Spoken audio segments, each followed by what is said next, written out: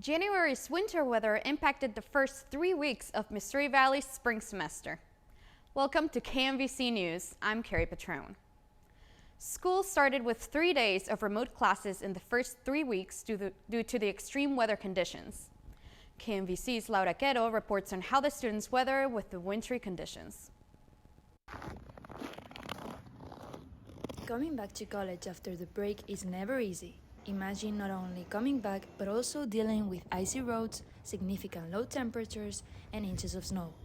Those are the terrible weather conditions that the Missouri Valley students have faced during the first 2 weeks of the semester. Multiple flights and shuttles were canceled last minute, making the arrival of students at campus impossible. Freshman Dulce Martinez from Texas explains the challenges she had to face. They canceled my flight 2 times. And so I ended up getting here the 9th instead of the 7th. When I got to the airport, I had to do my classes there, and I didn't want to turn on my camera because I didn't want my teacher seeing that I had barely gotten there. Missouri Valley enacted the campus closure and classes were held virtually for 2 days. Freshman Chelsea Roman talks about attending her first classes of the year remotely. When I heard that it was gonna be virtual, I was like, okay, I'm not gonna be late with stuff. I'll be on track. So honestly, I felt relief. The weather is expected to rise again during next week, reaching a high of 46 degrees. Finally, leaving behind the ice and snow and bringing back normality on campus. Laura Quero, KMVC News. School status updates are provided by email and text message from MVC Communications. The Missouri Valley football team opened the year with the announcement of its 13th football coach, Casey Crehan. Crehan is taking over for the retiring and reallocated Paul Troth.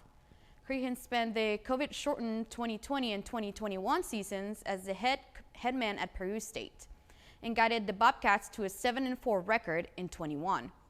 Crehan saw firsthand what Missouri Valley is about, and it's part of what's made the job attractive. Coming to Missouri Valley was attractive to me because I didn't have to ask for this facility or that facility or this scholarship structure or, this support from the administration. It's already here. So I was immediately attracted to the job for those reasons. So when I was fortunate enough to be able to come here on an interview, I was excited. But then when I met Dr. Parisi and A.D. Mockles, all of a sudden I see their vision for the program and their vision for the school, and my excitement level goes up about tenfold. One of the people Crehan singled out as a mentor is former Houston Oiler and Atlanta Falcon head coach Jerry Glanville. Glanville was in Marshall for a couple of days as the spring conditioning sessions were underway in the Fletcher Center weight room. Glanville, at 82, is the defensive coordinator for NCAA Division II school in Oklahoma. He was a high school head coach in the fall. Crehan is Missouri Valley's 13th head football coach. The Vikings' 12th football coach has a new position with the college. Paul Troth is now the executive director of student success.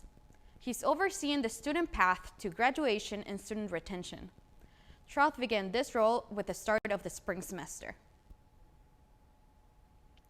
The Burns Athletic Complex was filled with athletes and coaches from all over the country for the largest collegiate wrestling tournament, the Missouri Valley Invitational.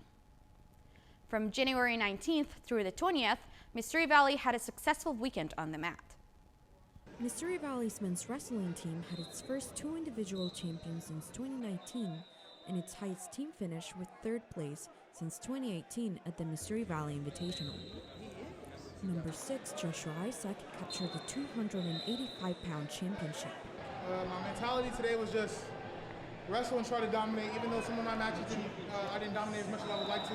No school is above the other, no guy's a slouch. You gotta go out there and treat every match like it's the last one. Number 7, Chase Solman, was named the John White Most Outstanding Wrestler and captured the 149-pound championship. With nearly 50 programs and close to 400 individuals, this invitational is highly competitive and give smaller schools a chance to check out bigger competition.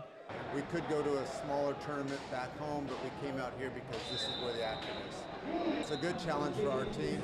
We have some wrestlers that really need that challenge so they can step up and see what it's going to be like at nationals. It's a good experience. That's why we come back every year.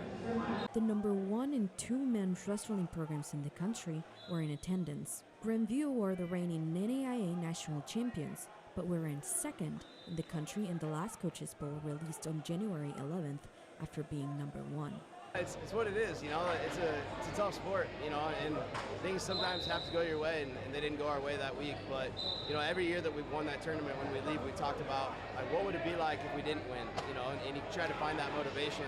Well, this year we know what it's like, you know, so we have that built-in motivation, and I feel really good about the way our guys have responded so far. Life University was ranked number 1 in the same poll.